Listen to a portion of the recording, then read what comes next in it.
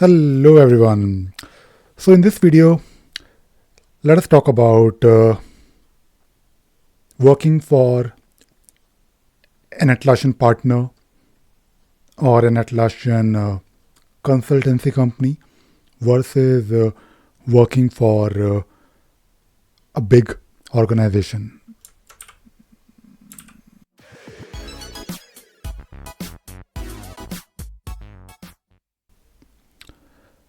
Now, I do talk about a lot of things related to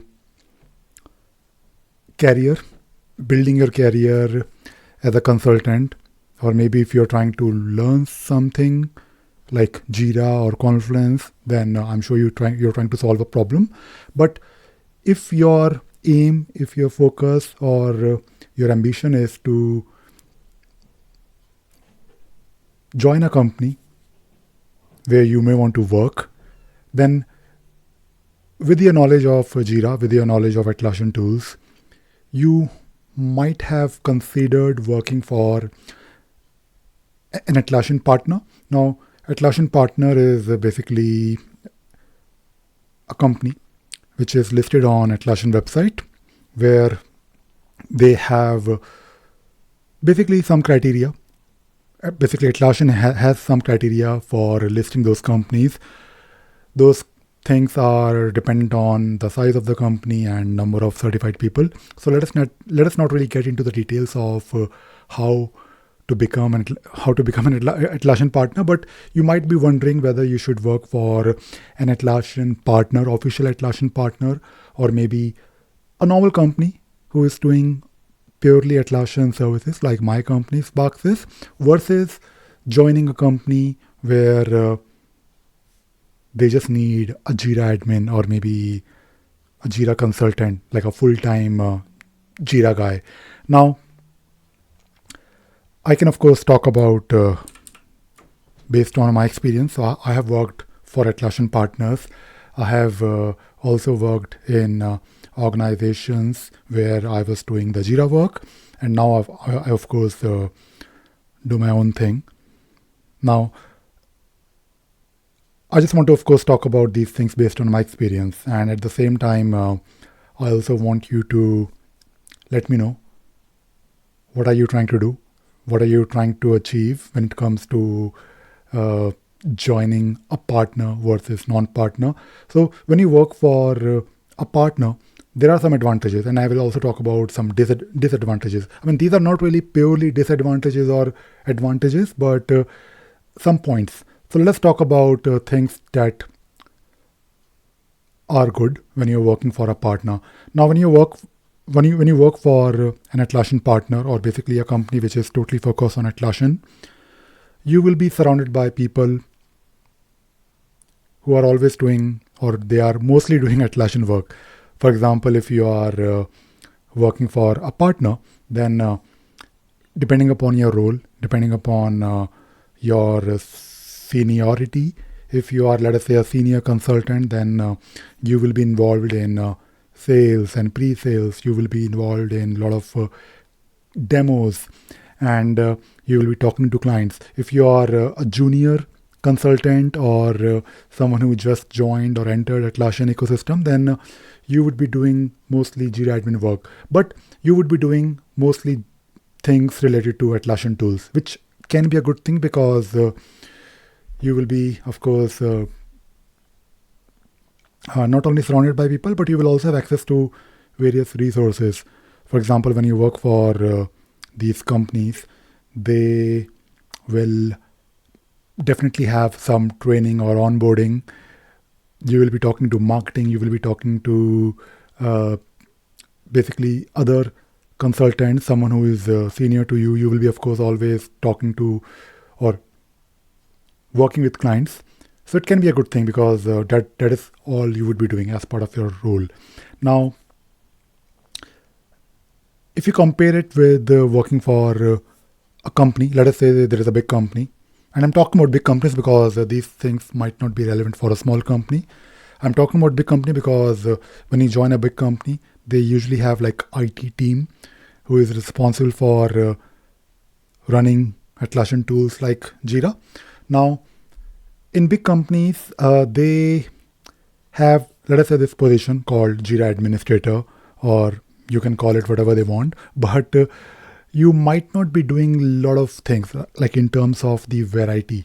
Because if you are a Jira admin or if you're doing something on Jira, maybe your job would be to just monitor the log. I've literally seen people who just have like one log window or some kind of log where they're just monitoring if something goes wrong. So you can be doing things on the system side, or maybe you are just going to create workflows or provide some Jira, pure Jira admin work, which is good for a while, but you should always try to, do more.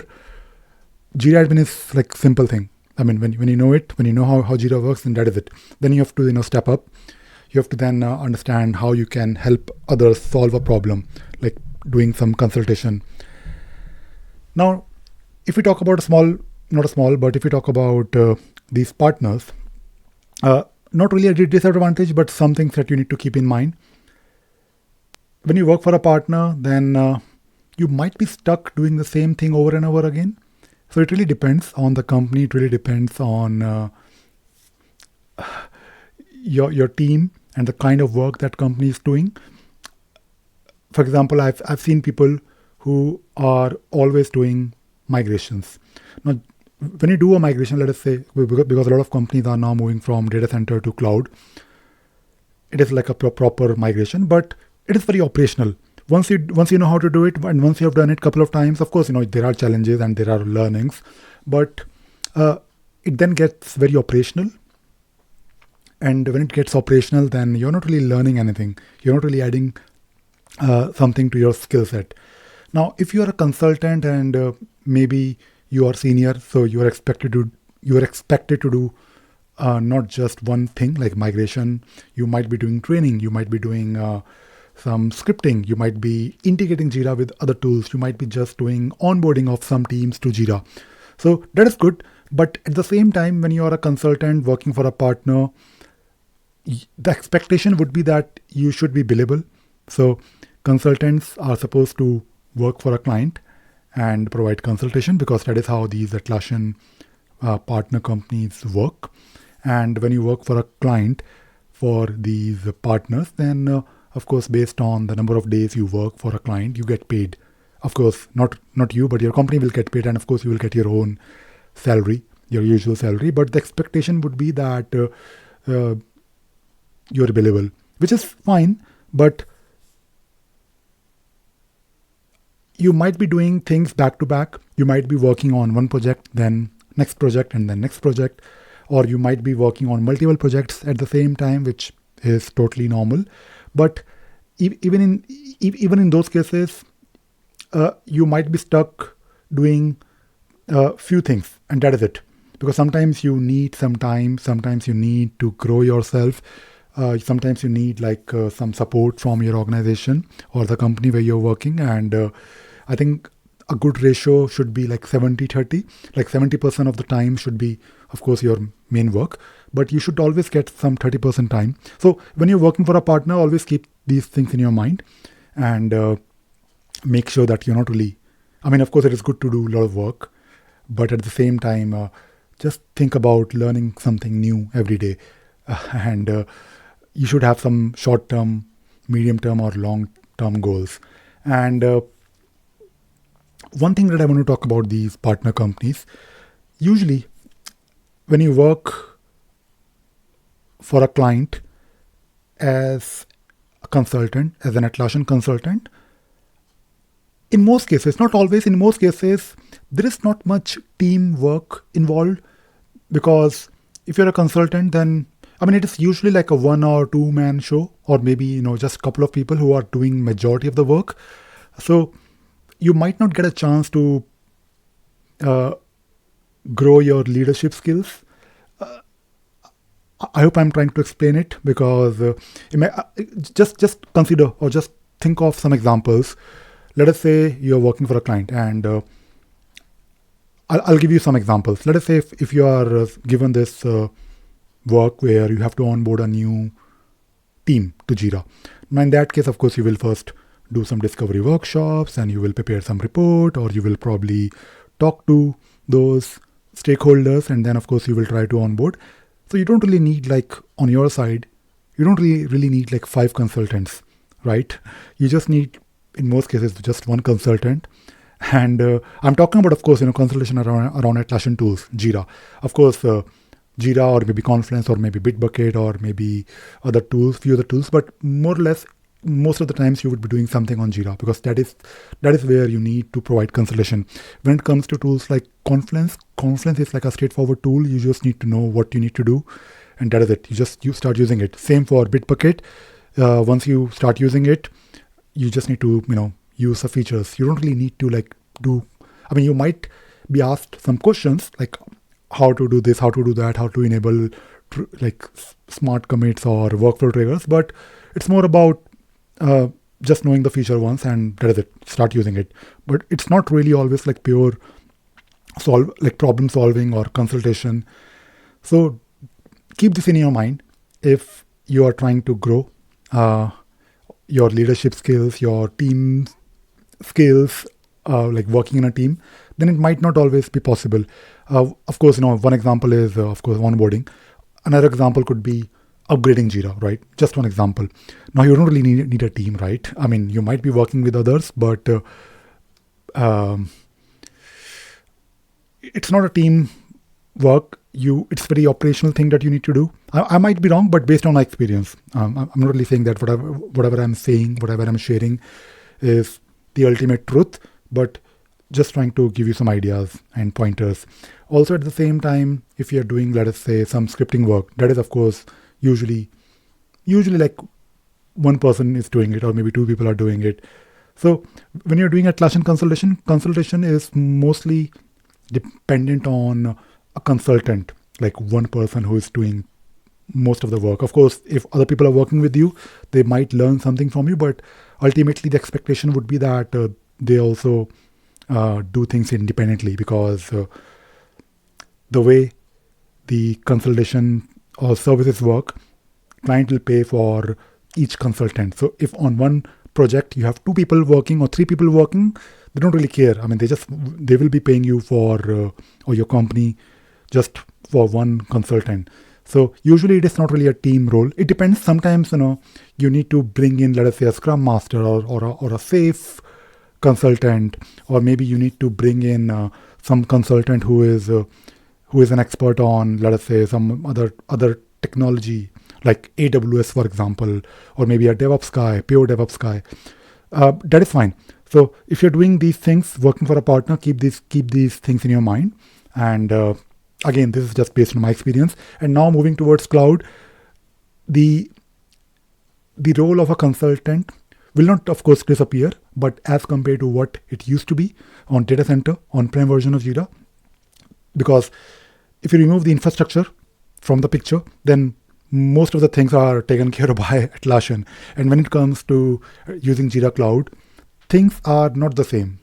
So we as a consultant should be slightly worried, and we have to basically reorient or maybe think about how we can reposition our offerings. And finally, I would say my recommendation would be to make your own decision, because when it comes to finding a job, of course, sometimes you don't really have an option. Sometimes you just take, or you just have to accept the first offer. Maybe you already have an offer from a partner. Just take it. But if you are thinking, if you ask me, I would say, because I've done all these things. I've worked for partners, and I worked for companies. Now I have also worked with companies directly. I would say that think about what you want to do. Think about your future goals. If you are like very much involved in Atlassian tools, then working for a partner for a while could be great. But if you're looking for like some stable job, then join a big company and maybe enjoy the comfort. But at the same time, you will also get time for self-improvement. And no company would, I know in a lot of companies there are these skill building programs and they give you some time, but end of the day, you have to do it yourself. So just keep this in your mind whenever you're trying to work for someone else. You're responsible for your own career. Don't really expect your company to basically, I mean, of course, they will support you in your growth, and you need to be lucky, because even though you join a great company, but your manager, I think your manager is definitely the most important person. If you are able to convince your manager, or if you have a good relationship with your manager, then you can discuss your plans with that person, and then of course align your goals with the company goals. And it has to be win-win for both, because if someone is paying you, they also expect something from you. So don't really expect using 80% of your time doing self growth and 20% of the time for doing company work. It has to be like 80-20, not 20-80. But hopefully I've given you some ideas when you work for a partner versus when you work for big organizations. All right, that is it. That is it for this video. I hope this video was useful and you learned something new today. Thank you very much. Bye bye.